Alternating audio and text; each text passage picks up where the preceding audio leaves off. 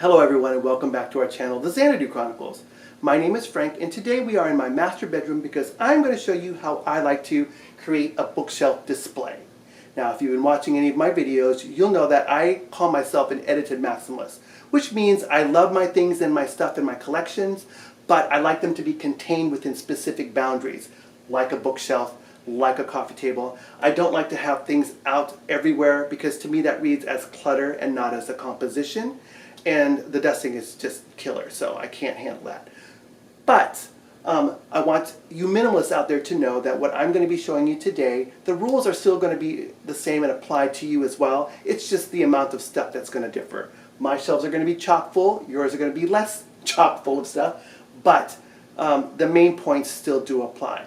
So let's get started. As you can see, I've already got some books placed in here because I've already conceived the whole vignette, the composition.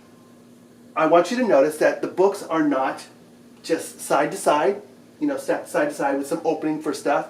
I've got platforms created, and I've also got the books separated and moved about on the different shelves because these flat surfaces that I create here are platforms that help to elevate the items that are on there. Not just physically, but it helps to bring attention, a little bit more attention to the things when you have a platform saying, hey, look at me.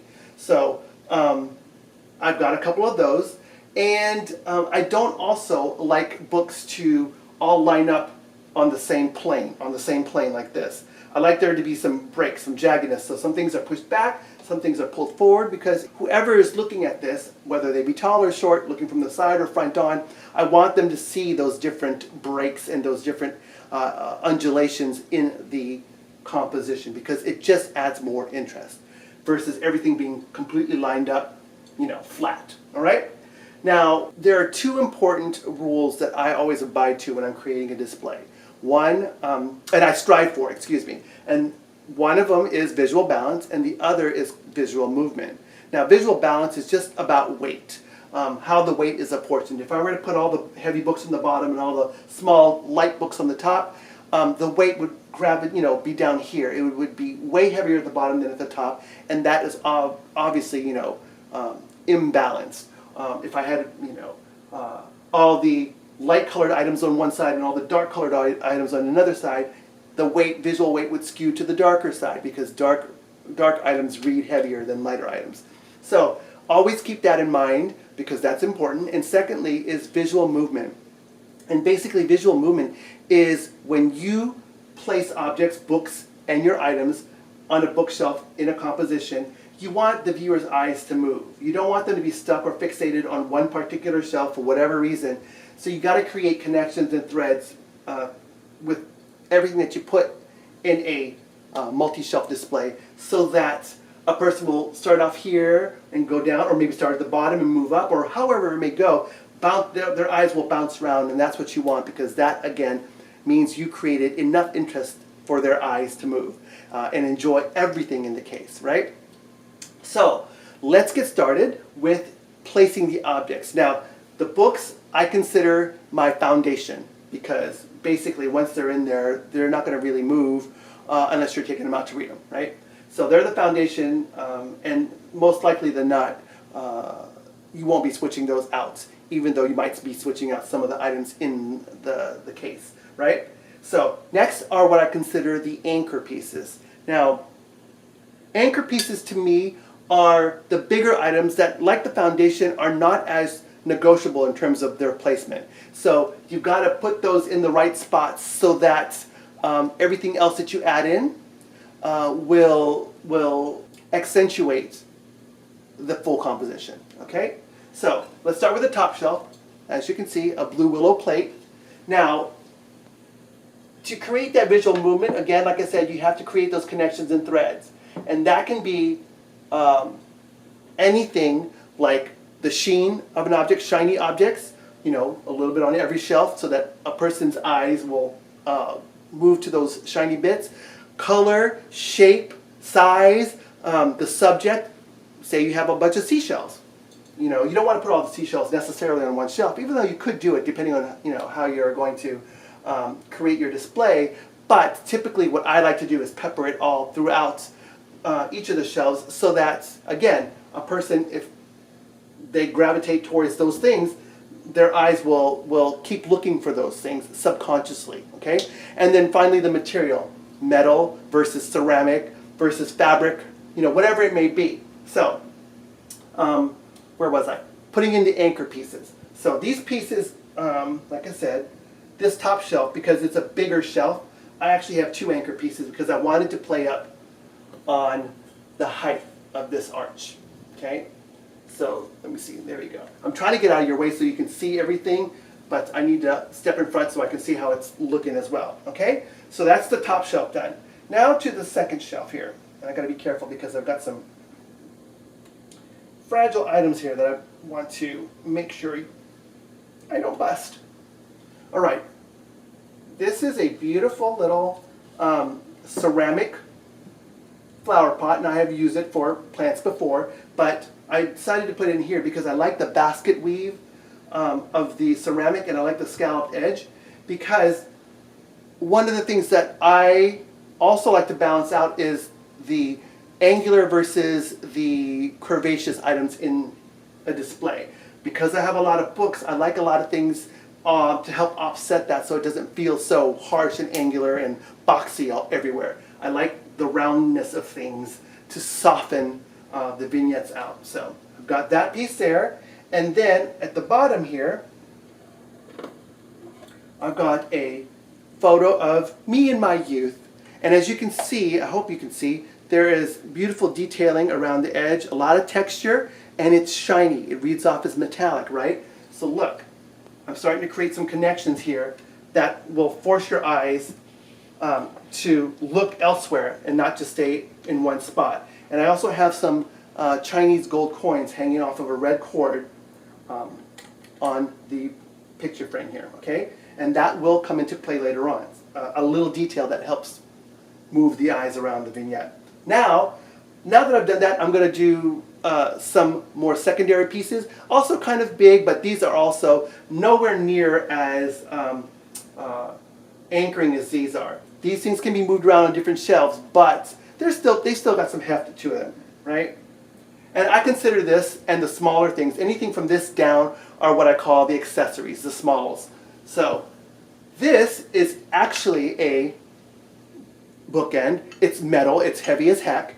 It's a bird and a little chicken and nest. And I want you to take a look at this because obviously this looks heavy, right? I am going to put this on the top shelf. And the reason why I'm doing that is because I want to hold these books up, one. But do you notice how the dark part of the bookend disappears? And all you basically see is this bird and nest.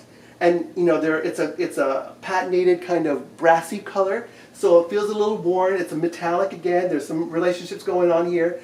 But it doesn't feel as big as it looked separately on its own because it's up against this chinoiserie, which is also an underlying theme in this whole composition. You'll find a lot of Asian touches because I have what I consider a very, what I call a modern British colonial home, and I've got a lot of Asian and chinoiserie pieces all throughout the house as part of that scheme. So that's a subtle underlying connection or thread.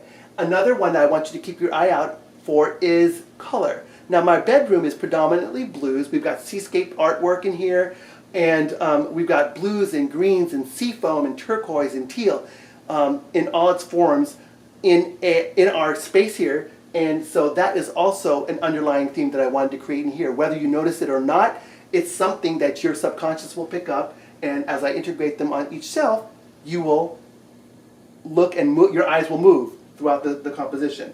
So now to this shelf. Now you're going, oh my gosh, Frank, there's 2 open spaces. What the heck are you going to put in there? Well, I've got myself a wicker wrap bottle with some Chinese coins again. There's that red cord, and it's going to be a tie-in to this one down here. So I'm going to put this back here. This relates to the weave, so there's some connection there, right? This is very reminiscent of a bird's nest. So if you look at the bird's nest, again, these are all very subtle things that you're not necessarily going to pick up on consciously, or the viewer is not going to pick up on consciously, but subconsciously, our mind is collecting all that information and making those connections. So it's very interesting when you really delve down deep, what pops out to you. So next is a simple metal bud vase, and it's got a honeycomb design on it. Very, very pretty. I'm going to put this here. Now remember I told you want to scatter things around?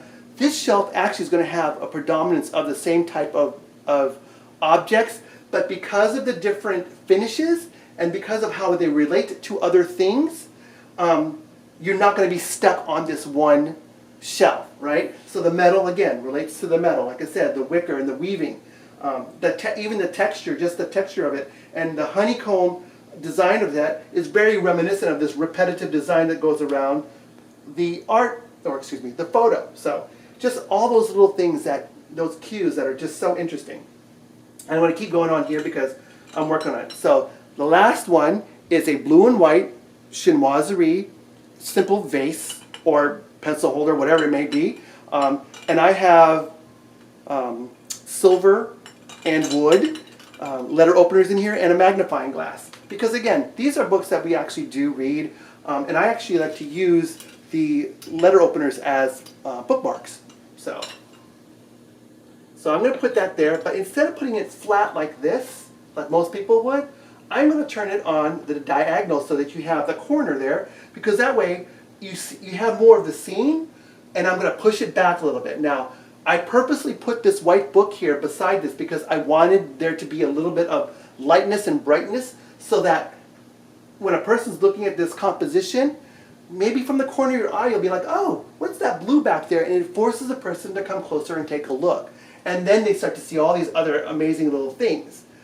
But if I had a black book here, that would have created kind of a dark shadow, a darkness, that I think would have just kind of obscured the piece more. But by putting that white piece there, it kind of calls you over, and then you see the blue and everything else, which is quite beautiful. And again, the chinoiserie in blue and white, there we go. There's our connection. It's also ceramic, right? So things are starting to make sense, right? Now, let's get to this bottom shelf because, there's a lot of weight going on, so we're going to add some more down here. Now, one thing I'm going to do is add this. This is also actually a bookend, and it's a geode quartz piece, beautiful blue, lots of texture, lots of color. I mean, I could have used this side, but of course this is the more beautiful side, so I'm going to put that here. And there's my blue. There's my blue connection again. And it's not the same blue, right? But it still reads as a connection. Okay? So I'm going to put that there. And again, I'm not going to put it like this because I don't need anything to hold the books. I'm doing it at its 45 because I want people to see all that beautiful, natural, design work that Mother Nature put into her rock. Right? Okay. So there's that. Now I'm going to add this little dish, which I want you to take note of the color. Just keep that in the back of your mind because it's kind of different from what you're seeing in the rest of the items because we've got kind of peachy and creamy colors here. And I'm going to put this in the back, and I like putting, one of the tricks I like to employ is I like to put light colored things in the background because, again, it's like a little spotlight that forces people to go, oh, what's that back there? And come in close. And that's what I want people to do. I want them to open the door, or I want them to come close to the glass and look in and see what that actually is. Okay? So now I'm going to integrate some smaller items that, again, as you get smaller and smaller, these things are more negotiable. You can move them around based on what your needs are in terms of the balance that you need to create. Okay? So I'm going to start at the top. Now this looks great here. But I'm going to integrate this. It's a piece of crystal. It's just a beautiful, it's a light color. There's some translucent parts of it that you can see through.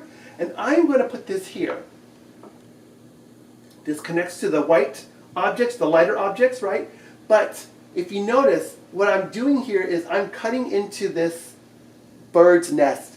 All that darkness there, I'm cutting into it just a little bit, just to temper it down a little bit, bring some of the weight. And this almost disappears into the book, so you're really focusing on this here, right? This angled point. And then over here, it seems to be something a little missing. Now, could I move this over? Yeah, but it still feels like there's something missing. So I'm going to put this little cutie. Now this is just an old generic 1970s gold frame with a tiny little picture of my husband's family and him and his siblings when they were kids. So there are 8 of them. So that's a photo of 10 people. I'm going to put that little puppy right there. I'm going to push this back a little bit so I have some space. And I'm going to put that right there. And now again, the gold, the metal, they're all starting to, things are starting to jump.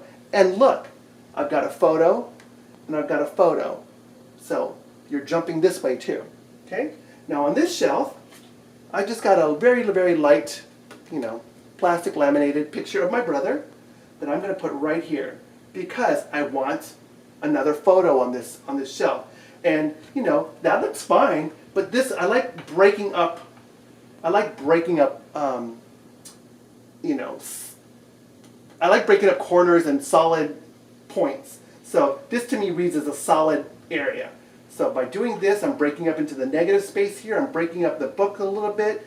I'm causing some undulation. And again, that's what you want. On every shelf, you want some undulation and movement, and then you want this to happen as well. You want your eyes to move this way too. Now on the bottom shelf, the last item is this. And you're probably going, what the heck is that, Frank? Well, it's a butterfly knife. And you're like, why do you have a butterfly knife? Well, because it's cool. It's a little extra protection if I need it. And finally, actually, it belonged to my mother. Now, my mother and father used to teach martial arts, and this is one of the things that they would use to practice and teach as well. So I just thought it was really cool to have my mother's butterfly knife in my display case so that when a person asks what it is, they'll get a great story out of it. And I'm putting this down here on the book where the geode is because this color-wise relates to what's back there. So now I've just created this triangle, right, that causes a jump from the eye going up to down, okay? And it's very reminiscent in terms of shape. So there's a connection there. Hopefully when you're looking up there subconsciously, you'll be like, oh, there's something else that's kind of that shape at the bottom. So I'm putting that down there to look really cool. And it's got metal. So again, it's also relating to other things on other shelves, right? Now, I am hoping when you look at this in its complete composition, you are seeing a fully balanced and realized piece. That's about it. Hopefully it wasn't too crazy for you, and hopefully you got some good information that you can utilize when you're decorating your shelves out. So as always, if you like what you saw, please comment, please subscribe, please tell your friends and family, and just come back every week and watch me do some more. All right? So until next week, have a good one. Talk to you soon. If you haven't seen our previous videos, click on the links and watch away. Please share, like, and most importantly, subscribe to our channel. We'll do our best to keep you entertained and coming back for more. Bye for now.